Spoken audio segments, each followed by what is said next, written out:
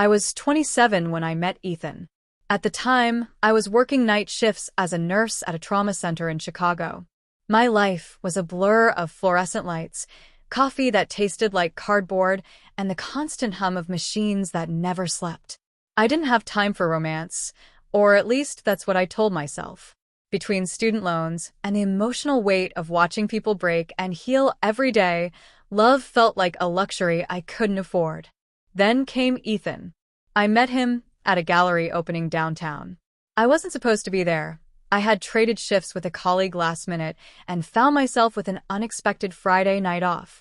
My roommate dragged me out, insisting I needed culture and wine. I remember walking into that room full of strangers and feeling completely out of place. Everyone looked like they belonged in a magazine. Effortlessly stylish, sipping wine, talking about brush strokes and lighting. And then I saw him.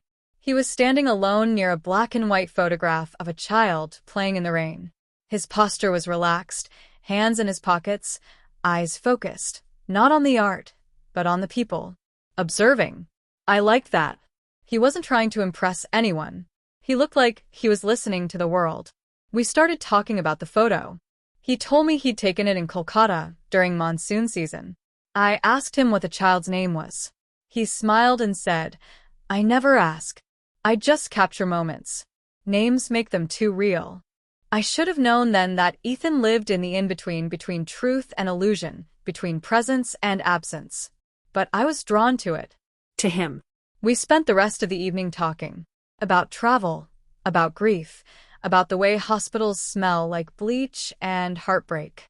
He asked questions no one had ever asked me before. Not "where do you work?" but "what do you carry home from work?" Not "what do you want in 5 years?" but "what do you fear losing tomorrow?" I told him about my mother's death when I was 19. About how I still hear her humming when I'm exhausted. About how I sometimes feel guilty for not crying more. He didn't flinch. He just listened. And when I paused, he didn't fill the silence, he let it breathe. We started seeing each other after that night. Slowly at first. A coffee after my shifts. Walks along Lake Michigan. He'd show me his photographs, and I'd tell him the stories I imagined behind them. He said I made his work feel alive. I said he made my life feel like it mattered. 6 months in, he moved into my apartment. It wasn't glamorous, just a 1-bedroom with peeling paint and a leaky faucet, but it felt like home. We'd cook together, dance in the kitchen, fall asleep tangled in each other like ivy. He'd read poetry to me at 2 a.m., and I'd trace the lines of his collarbone like they were verses.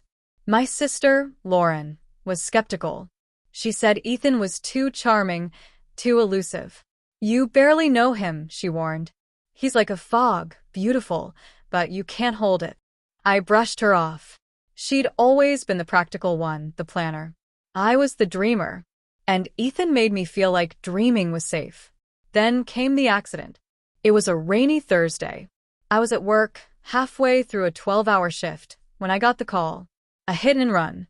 Ethan had been crossing the street near our apartment when a car came out of nowhere. Witnesses said he flew several feet before landing on the pavement. He was unconscious when the paramedics arrived. I remember the way my hands shook as I scrubbed out of the trauma bay. The way my heart felt like it was trying to escape my chest.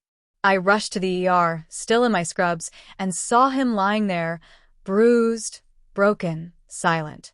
The doctors said he had spinal trauma, that he might never walk again, that recovery would be long, uncertain, painful. I didn't cry. I just nodded, asked questions, took notes. I went into nurse mode, detached, focused, efficient. But inside, I was crumbling. When he woke up, he looked at me with eyes full of fear. "I'm sorry," he whispered. "I didn't see the car." I held his hand and said, "We'll get through this." And I meant it. I brought him home 2 weeks later. Our apartment transformed overnight. Wheelchair ramps, grab bars, medical supplies. I took a leave from work. My days became a cycle of caregiving, bathing him, feeding him, helping him dress, managing his pain meds. He couldn't move his legs. He couldn't stand. He couldn't even sit up without help. But he was still Ethan. Still the man who whispered poetry in the dark. Still the man who made me believe in magic. I told myself this was temporary. That love meant sacrifice. That we were strong enough. But something had shifted. He stopped smiling. Stopped talking. He refused physical therapy. Said it was too painful. He didn't want visitors. Said he felt ashamed. He didn't want cameras in the house. Said he couldn't bear to see himself like this. I respected it. I gave him space. I gave him everything. But late at night, when the apartment was silent, I'd lie awake and wonder, where had Ethan gone? Not the man in the wheelchair, but the man I fell in love with. The first few weeks after Ethan came home were a blur of exhaustion and hope. I had rearranged our apartment to accommodate his wheelchair, moved the bed closer to the bathroom, cleared out furniture, installed grab bars. I watched YouTube tutorials on how to safely transfer someone from bed to chair. I learned how to dress wounds, how to monitor for pressure sores, how to lift without hurting myself. My nursing background helped, but this was different. This wasn't a patient. This was the man I loved. Every morning, I'd wake up before sunrise, gently roll him onto his side, massage his legs to stimulate circulation, and whisper, "We've got this." He rarely responded. Sometimes he'd nod. Sometimes he'd just close his eyes and pretend to sleep. I told myself he was grieving. That losing mobility was like losing a part of your identity. I'd seen it in patients before, the withdrawal, the silence, the anger. I knew the signs. But knowing didn't make it easier. He stopped taking photos. His camera sat untouched on the shelf, gathering dust. I tried to encourage him. "Maybe you could shoot from the window," I said once, placing the camera in his lap. He stared at it for a long time, then quietly pushed it away. I didn't push again. Instead, I became his world. His nurse, his cook, his cleaner, his emotional buffer. I gave up my job, drained my savings, and took freelance medical writing gigs to stay afloat. I skipped birthdays, weddings, even my sister's engagement party. Lauren understood, but I could hear the worry in her voice every time we spoke. "You're disappearing, Maddie," she said once. "You're not just taking care of him. You're erasing yourself." I laughed it off. "It's temporary. He needs me." But deep down, I was tired. Not just physically, but emotionally. I missed being touched. I missed being seen. I missed the version of Ethan who used to trace my spine like it was a map. Now, he barely looked at me. He refused physical therapy. Said it was pointless. That the pain was unbearable. I tried to argue, gently, but he'd shut down. Sometimes he'd cry. Sometimes he'd lash out. Once, he threw a glass across the room. It shattered against the wall, and he stared at the pieces like they'd betrayed him. I cleaned it up in silence. There were moments, though fleeting, fragile, when I saw glimpses of the man I fell in love with. Like when I read to him from his favorite poetry book, and he whispered the last line before I could. Or when I played old jazz records and he tapped his fingers to the rhythm. I clung to those moments like lifelines. But something wasn't right. It started with small things. I'd hear noises at night, soft footsteps, the creak of floorboards. I'd wake up and find the fridge slightly open, a glass in the sink. Asked him about it once, and he said I must have done it in my sleep. I believed him. I wanted to believe him. Then there was the time I came home early from a grocery run and found the bathroom door locked. I knocked. No answer. I panicked, thinking he'd fallen. I grabbed the spare key and opened the door. He was sitting on the toilet, legs crossed. I froze. He looked up, startled, then quickly slumped forward, pretending to struggle. "I was trying to move," he said breathlessly. "I thought I could do it myself." I nodded, helped him back to the chair, and said nothing. But the seed had been planted. I started noticing more. The way he shifted in his chair when he thought I wasn't looking. The way his legs twitched during sleep. The way he avoided doctors, refused follow-ups, dismissed any suggestion of reevaluation. I began keeping a journal.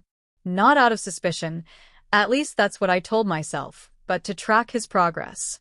To look for patterns. To understand. But the patterns didn't make sense.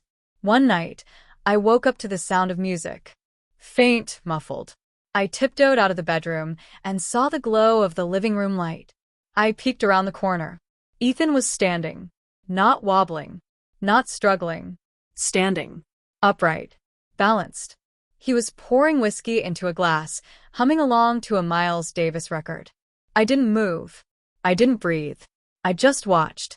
After a minute, he sat back down in the wheelchair, adjusted the blanket over his legs, and turned off the light. I crept back to bed, heart pounding, mind racing. I didn't confront him. Not yet. I needed to be sure. I needed proof. I needed to understand why. Because if this was real, if he had been lying, then the last 3 years of my life weren't just hard. They were stolen. I didn't sleep that night. I lay in bed staring at the ceiling, replaying the image of Ethan standing in the living room, his posture relaxed, his movements fluid. No pain. No struggle. Just a man pouring himself a drink like he hadn't spent the last 3 years pretending to be broken. I wanted to believe it was a hallucination, that I was overtired, that maybe he had a moment of miraculous recovery and didn't want to scare me. But deep down I knew something was wrong, and it had been wrong for a long time. The next morning I acted normal. I made breakfast, helped him dress, asked about his sleep. He mumbled something about nightmares. I nodded, kissed his forehead, and told him I'd be working from the bedroom. But I wasn't working. I was digging. I started with his medical records. I had access to everything: appointments, prescriptions, scans. I noticed gaps, missed follow-ups, canceled therapy sessions. I called the clinic, pretending to be his assistant. They said he hadn't been in for over a year. Then I checked the security camera I'd installed outside our door after package was stolen. I'd forgotten it was still active. I scrubbed through weeks of footage. And there it was. Ethan, walking out to get the mail. Ethan, taking out the trash. Ethan, pacing on the phone. I felt sick. I opened my journal, flipped through the pages, notes about his pain, his immobility, his moods. All lies. All carefully constructed performances. I wanted to scream, to throw something, to confront him. But I didn't. Not yet. Instead, I started documenting everything. I took photos, saved videos, printed records. I created a folder labeled Truth. I didn't know what I'd do with it, but I needed it. I needed something solid to hold on to, because my reality was slipping through my fingers. That night, I cooked his favorite meal: lemon herb chicken, roasted potatoes, garlic bread. I lit candles, played jazz.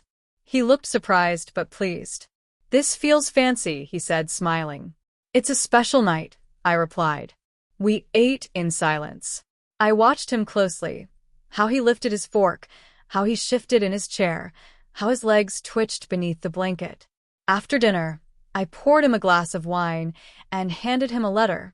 He looked at me, confused. "What's this?" "Just read it," I said. He opened it slowly.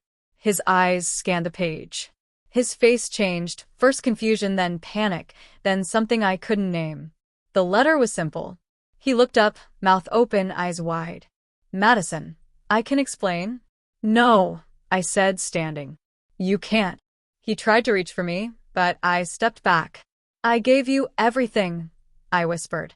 "My time, my body, my future. And you used it to hide, to manipulate, to steal." "I didn't mean to." "You meant every day you let me lift you. Every day you let me cry for you. Every day you watched me break and said nothing." He started crying. Real tears. But I didn't feel pity. I felt rage. I felt grief. I felt the weight of 3 years pressing down on my chest. I packed a bag that night. Clothes, documents, my journal. I left the apartment and stayed at a friend's place. I didn't answer his calls. I didn't read his messages. The next morning, I met with a lawyer. We filed for fraud. I froze our joint accounts. I reclaimed my savings. I sold the apartment. I erased him from my life. But the pain didn't vanish. It lingered. In the quiet moments, in the empty spaces, in the way I flinched when someone touched my shoulder. I had loved a ghost. I had built a home on a lie. And now I had to rebuild. Not just my life, but my sense of self. It's been 11 months since I left Ethan. I've moved cities. I live in a small apartment with creaky floors and sunlight that spills across the kitchen tiles like honey. It's not much, but it's mine. Every inch of it is honest. I started therapy. At first, I hated it. I didn't want to talk about him. I didn't want to talk about me. But my therapist, Dr. Kaur, didn't push. She waited. She listened. And slowly, I began to unravel. I talked about the guilt, the shame, the way I felt complicit in my own manipulation. I talked about the nights I cried myself to sleep beside a man who was pretending to suffer. I talked about the silence, the heavy, choking silence that had become my second skin. And then one day, I said it out loud. I wasn't stupid. I was kind. Dr. Kaur smiled. That's the beginning. I started writing again. Not in my journal, something new. A memoir. A story. A reckoning. I called it The Lie I Lived. I didn't know if anyone would read it, but I needed to write it. I needed to give shape to the chaos. I joined a support group for survivors of emotional abuse. We met every Thursday in a church basement with bad coffee and folding chairs. We shared stories, some worse than mine, some eerily similar. We cried. We laughed. We healed. I met someone. His name is Leo. He's quiet, thoughtful, a photographer who sees beauty in broken things. He knows my story. I told him everything on our third date. He didn't flinch. He didn't pity me. He just said, "You're brave." I don't know where it's going. I'm not rushing. I'm not building my life around someone else again. But I'm letting myself feel. I'm letting myself hope. I still think about Ethan sometimes. Not with longing. With clarity. He was a chapter. A lesson. A warning. But he's not the ending. I am. I am the woman who walked away. Who chose truth over comfort. Who rebuilt herself from ashes and ink. Who learned that love without honesty is just a performance. And I will never perform again.